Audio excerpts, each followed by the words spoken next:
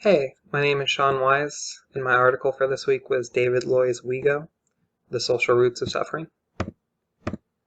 The article starts out talking about Buddhism, and with the fundamental question of, because the Buddha lived over 2,400 years ago, does he know anything about our current struggles and stuff we have to do in the modern world? Long story short, David Loy says yes. It starts out by defining the fundamental issue of Buddhism, which is suffering, also known as dukkha in the original Pali Indian language. The reading makes sure to clarify that it's not suffering in the way that we usually think about suffering, but suffering in the sense of internal suffering, defined that life is in general dissatisfactory, with one damn problem after another. It's not accidental or coincidental. It is the very nature of the unawakened mind to be bothered about something. I'm sure everyone can relate to a sense of never feeling that life is right, or if we do, that it's a fleeting feeling. Although it's not in the reading, I also decided to bring up Freud's concept of the oceanic feeling from his introduction to From Civilization and Its Discontent. The basic idea of the concept is that when people are babies, they have this oceanic feeling, which is a connection to all things, because babies can make sounds or gestures and people will do what they request, and they can get food and they can get lifted up and people will change them. And there's some point in everyone's life when people stop responding in that way, when kids are told to grow up. And Freud likes to talk about how that feeling in and of itself creates duality in a Western mindset, that's when the ego starts to develop, when we realize that there's a difference between us and others. And Freud goes on to say that he believes that kind of the human quest is just the constant quest to try and fulfill that feeling. So all of our hobbies and our relationships and our goals, they're all just a way of trying to get back to that feeling of connection. But few people are really able to succeed in becoming whole in that sort of sense. Loy goes on to talk about the benefits of a state of non-self, also sometimes called enlightenment or awakening. He refers slightly to the Four Noble Truths in the Eightfold Path, which I included the basics of just in case people wanted to get some more fundamental knowledge on the basics of Buddhism if they weren't already aware.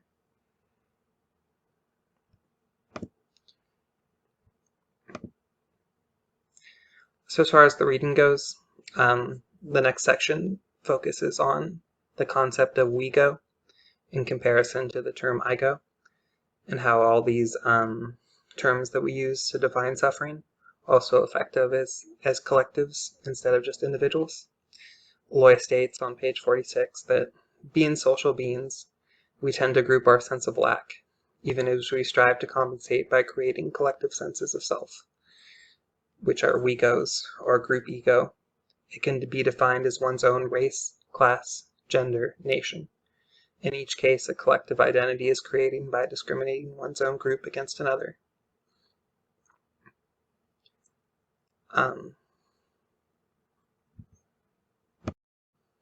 Thereby, the WEGO mentality transforms our sense of not being good enough or having enough to feeling the same way collectively in opposition of attaining a sense of non-self. We thereby trade our own problems and our own suffering for group suffering, as instead of feeling that we're not good enough, we feel that our nation isn't good enough, saying things like, our GNP is not big enough, our nation is not powerful enough, our borders are not secure. It becomes a little self-reinforcing as well, because once a collective structure is created, it creates rules reinforcing its self-entity. An example is a CEO who would want to apply Engaged Buddhism to their company still has to answer to stockholders and market principles, where helping others could lead to things not only of loss of profits, but also loss of jobs. So thereby, even if we want to make a difference, we might not necessarily know how to apply a engaged Buddhist approach towards our social actions. On page 47, Loy highlights the three roots of evil, stating that while problems like modern corporation and globalization are new, They still rely on the same negative aspects of human nature which keep people in a state of duality instead of non-self. The three roots of evil are greed, ill will, and delusion, and the three mindsets which prevent individuals and collectives from reaching a state of enlightenment. Just as 2,400 years ago, the Buddha did not deal with global power structures and multinational corporations, the three roots of evil will continue these patterns into whatever the next step is past our current age, unless we reinvent our mindset of what institutions are and how they should function. Systemic duality. Awareness has been diffused so completely that it is lost in the impersonal anonymity of the corporate economic system. Contrary to what we are repeatedly told, however, such an economic system is neither natural or inevitable. It is based on a historically conditioned worldview that views the earth as resources, human beings as labor, and money as capital. Some of the examples he gives of this are that corporations can never be satisfied, that news prioritizes infotainment instead of information, and schools often focus on socialization and job preparement over personal growth. One of the examples that I wanted to bring up was that in August of 2018, Apple became the first company worth $1 trillion. And it's kind of weird when you reflect on it that as a society, when we've achieved things of that magnitude, that there are no points of stopping, that we are conditioned to always keep going and to keep filling ourselves with more, and that there's no real end goal in terms of profits or in terms of the things we're creating. We never really have a kind of true moment to relax and appreciate the things that we have. Within that kind of a sense of mindfulness as well, there was a podcast that I wanted to bring up, but it moved behind a paywall. But one of the questions in it was, it kind of asked jokingly if anybody thought the point of Facebook was to help you make friends. That kind of all of our businesses and all of the things we do kind of have an ulterior profit motive. That restaurants aren't just about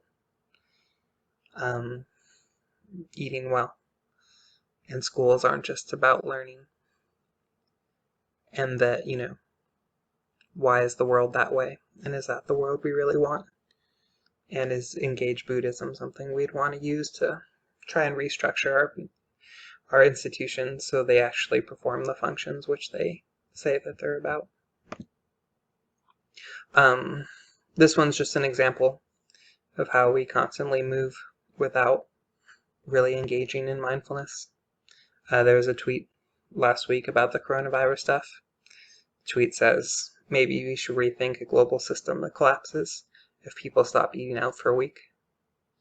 And it kind of, as everyone has seen through the coronavirus stuff, has just kind of reinforced the idea that, not only are we conditioned to want to do things all the time, but our system literally has to stay growing and stay moving. That taking a break or trying to apply slowed down mindfulness literally breaks the system. And therefore, we need to keep consuming, or else we're not allowed to keep the system that we have. So, what do we do about it? Loy asks if Buddhism has the answers on how to best set up organizations like corporations, the UN, government bodies, and comes to the conclusion that he does not believe Buddhism has specifics for any modern questions. But engaged Buddhism has valuable thoughts on the mindset that should be used when we think about these questions, so we do not repeat the samsara cycle, which is full of greed, ill will, and delusion. Solutions Part 1. It starts with you. If we've not begun to transform our own greed, ill will, and delusions, our efforts to address their institutionalized forms are likely to be useless or worse. History provides us with many examples of revolutionary leaders, often well-intentioned, who eventually reproduced the evils they fought against. This passage in particular had me kind of think about both the French Revolution leading to Napoleon and the American Revolution leading to Andrew Jackson. That with the French Revolution, we started promising ideals of equalizing classes, and then we end up with one of the most dictatorial, authoritarian leaders that ever existed. And same with the American Revolution, promising freedom and the pursuit of happiness to all people, and kind of culminating with Andrew Jackson and his extermination of Native Americans. And so, kind of both powerful examples of it's really important to practice what you preach. And in order to do that, mindfulness plays a strong part. And as humans, it's very easily to be co-opted by greed, ill will, or delusion, and not even realize that those things have taken over our actions when we believe we're doing right by ourselves and others. I also included a quote from Thich Nhat Hanh. He's the person who founded the Engaged Buddhism. We often think of peace as the absence of war, that if powerful countries would reduce their weapon arsenals, we could have peace. But if we look deeply into weapons, we see our own minds, our own prejudices, fears, and ignorance. Even if we transport all the bombs to the moon, the roots of war and the roots of bombs are still there, in our hearts and minds, and sooner or later we will make new bombs.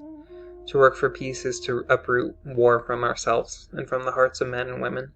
To prepare for war, to give millions of men and women the opportunity to practice killing day and night in their hearts, is to plant millions of seeds of violence, anger, frustration, and fear that will be passed on for generations to come.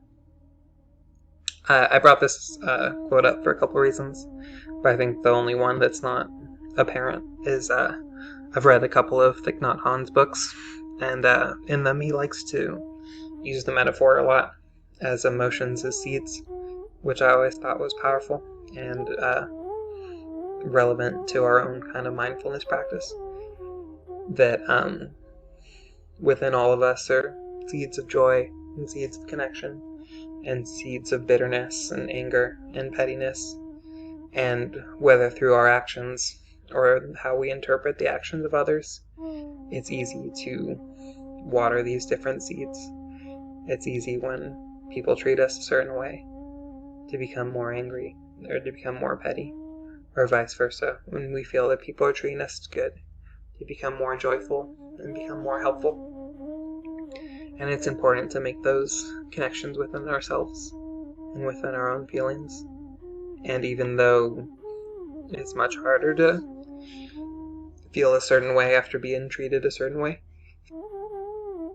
at the end of the day, it's each person's responsibility to keep track of how they feel and how other people are making them feel, and not letting other people's actions control their emotions, even as difficult as that can be in difficult times.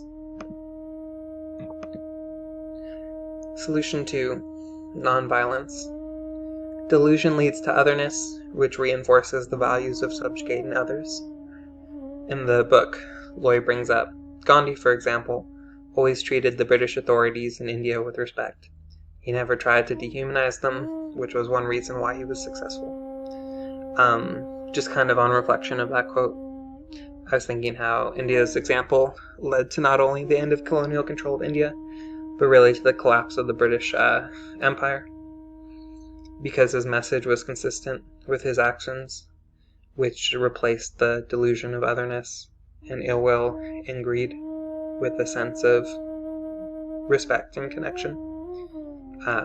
The message is, perpetuated far beyond what Gandhi did in India, and is kind of a counterpoint to the examples on the first slides of somebody who was able to lead an emotion in which the ideals and the actions taken to reach the ideals were the same, and the power of that within the idea of engaged Buddhism, that the only way to change people's mindsets and not just change their behavior is to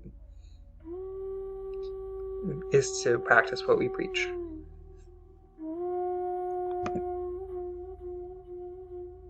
Solution 3. Collective awakening. Our social engagement is not about sacrificing our own happiness to help unfortunate others who are suffering. Rather, we join together to improve the situation for all of us.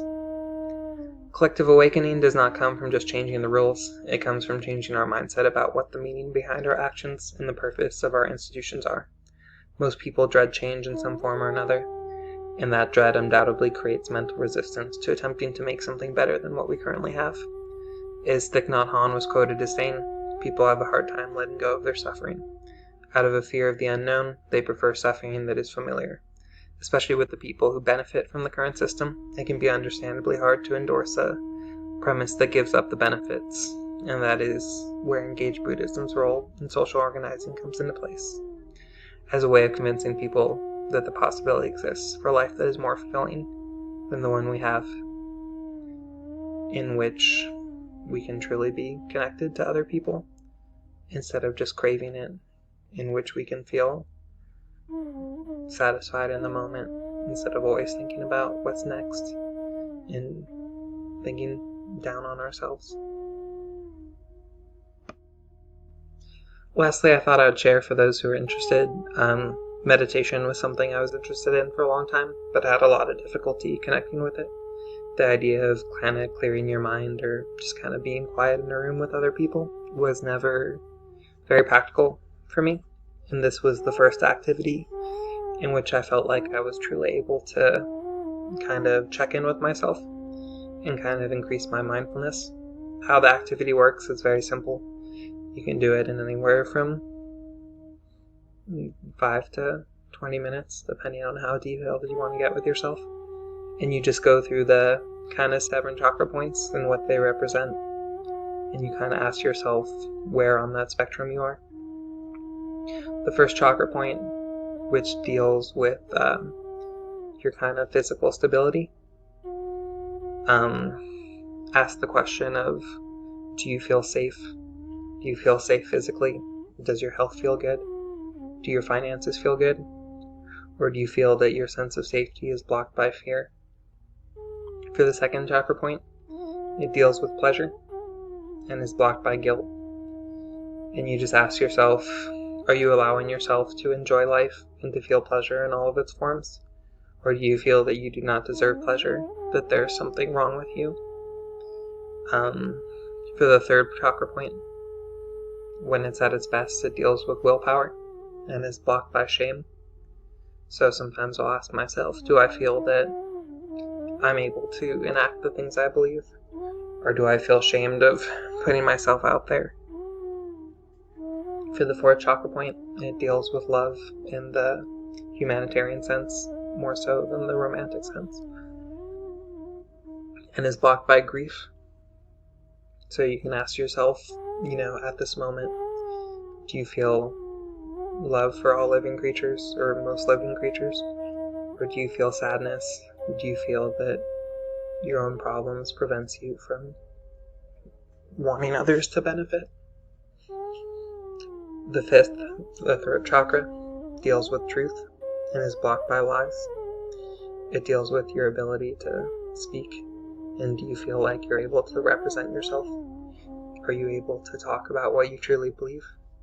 Or do you believe that you have to tell lies, either for the benefit of yourself or for others, if you're not able to represent your truth? The sixth chakra deals with insight and is blocked by illusion. Do you feel that you're actually accurately perceiving the world around you? Or do you feel like you believe things are a certain way and constantly find that it's something else? And the last one deals with this picture calls it cosmic energy, but the reading referred to it as a sense of non-self, and can be blocked by ego attachment. Do you feel that as a piece of the world, you are connected to all other things in the world? Or do you feel that in this world, you are solely yourself, and you are truly separate from all other things? Anyways, I hope that gives people something to think about, and I hope this presentation was informational, and that everybody's doing well in their home lockdowns. Okay, have a good week, everybody.